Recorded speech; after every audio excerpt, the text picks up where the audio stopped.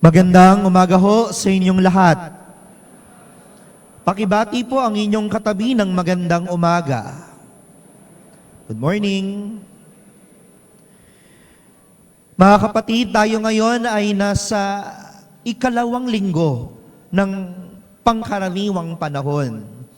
Tapos na tayo sa pagdiriwang ng lahat ng mga masasayang pagdiriwang. No? Tapos na ang Kristong Hari, ang Adbyento, tapos na ang Simbang Gabi, ang Pasko, tapos na ang Bagong Taon at ang Epipanya.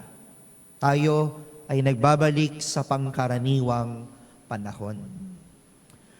Mga kapatid, noong Lunes, yung huling araw ng Pasko, ay pinagdiwang natin ang kapistahan ng pagbibinyag kay Jesus. At alam naman natin na ang pagbibinyag sa Panginoon ay simula ng ministeryo, paglilingkod ng ating Panginoong Kristo. Yun yung simula. Kaya nga, ito'y pinasisimulan ng Panginoon sa pagtawag sa kanyang mga alagad. Narinig natin sa mabuting balita, no, na tinawag niya ang kanyang mga unang alagad. Kung nakikinig talaga, sino yung pinakaunang apostol na sumunod sa Panginoon? Ha? Sino ang unang apostol na sumunod sa Panginoon? Hindi si San Pedro. Si San Andres. Ayan, hindi nakikinig. Mga minamahal ko mga kapatid, paulit-ulit na sinabi sa mabuting balita. At si San Andres ang naging dahilan kung bakit din sumunod ang kanyang kapatid. Sino ang kanyang kapatid? Si Simon Pedro. So ang una si Andres. At ang naging dahilan para siya'y malapit kay Jesus, no, ay si Andres. No? Para mapalapit si Pedro kay Jesus. No? Pero mga kapatid, yung gusto ko pong pagnilayan natin sa linggong ito ay tungkol sa pagiging mabuting leader na sumusunod ang kaniyang mga miyembro. Mabuting leader ba yung leader na pinipilit niya yung kaniyang mga miyembro? Ina-assert yung kanyang authority. No? Sumusunod yung miyembro dahil siya'y leader, siya'y pinuno, napipilitan yung kanyang mga miyembro. Pangalawa, mabuting leader ba yung mga taong tinatakot niya ang kanyang mga miyembro? Kapag hindi ka sumunod sa akin, tatanggalin kita sa trabaho. Pag hindi ka sumunod sa akin, ala ka na dito. Chupi. So, yun ba yung mabuting leader? At pangatlo, yung mabuting leader ba para mapasunod yung kaniyang miyembro ay kailangang pangsuhulan. Pag sumunod ka sa akin, may sweldo ka. Kapag sumunod ka sa akin, lilibre kita. Kapag sumunod ka sa akin, marami akong ibibigay sa'yo. Ito ba ang katangian ng isang pagiging mabuting pinuno? Mga kapatid, tandaan ninyo una, kaka-assert ng iyong authority, yung mga miyembro mo rin ang mapapagod na sumunod sa'yo dahil pinipilit mo sila. At sila rin yung mismong aalis. Mag-iiba ng trabaho, hindi na magmemiyembro, sila na yung kusang aalis. Pangalawa, kung palagi mo na lang tatakutin yung mga miyembro mo para sumunod sa iyo, darating din yung oras na mai-immune sila doon sa takot na meron sila para lang sumunod sa iyo. At darating yung oras, hindi na matatakot yung mga miyembro mo sa kakasindak mo at kakatakot mo sa kanila. At pangatlo, sa kakasuhol mo at kakabigay mo ng mga bagay-bagay, paano kung hindi ka na nagbigay? Paano kapag wala ka nang mabibigay? Susunod pa rin ba siya sila sa iyo. Mga kapatid, malinaw na hindi ito ang katangian ng pagiging mabuting leader. Kaya nga iyon yung pamantayan ko bilang isang pinuno ng simbahan, pari ng simbahan. Una, hindi ko po kayo pinipilit. Pinipilit ko po ba kayo na maglingkod? Itong mga lektor, mga lay minister, yung mga lingkod dito, pinipilit ko po ba kayo? Pangalawa, kayo po mga nagsisimba, tinatakot ko po ba kayo para magsimba? Di naman, di ba? At pangatlo, di ko naman po kayo sinesweldohan para maglingkod sa simbahan. Ganon din ang pagiging leader ng ating Panginoong Kristo. Una, hindi niya naman pinilit si Andres at si Pedro para sumunod sa Kanya. At hindi rin kayo pinipilit ng Panginoon na magsimba.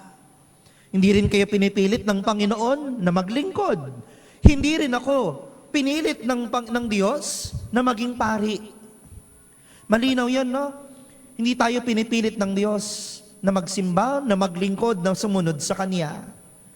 Kaya nga, di ba, karaniwan, ngayon marami tayo, palagi namang marami pag 8 Pero yung mga pang-araw-araw, kahapon sa mga chapels, aalog-alog na ulit. Nawala na naman ulit yung mga tao. Hindi na naman nagsimba pagkatapos ng simbang gabi, ng Pasko, ng bagong taon. Kaya nga, hindi naman tayo pinipilit ng Diyos na magsimba.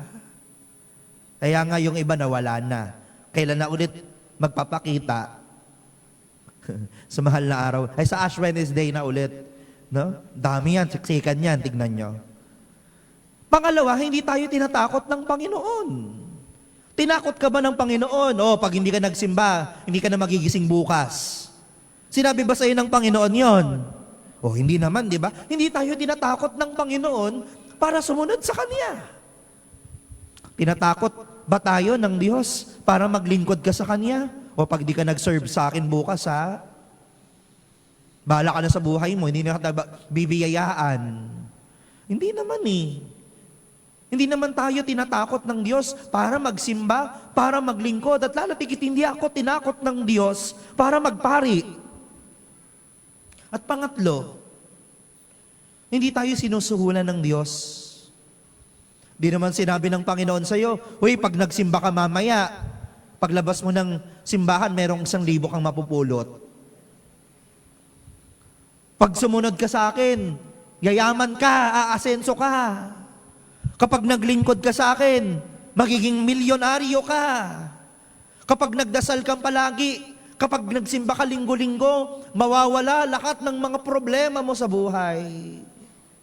Tanong ko sa inyo, nung nagsimba ba kayo linggo-linggo? Nung naglingkod ka ba? Nawala ba yung problema mo? Yumaman ka na ba? Hindi.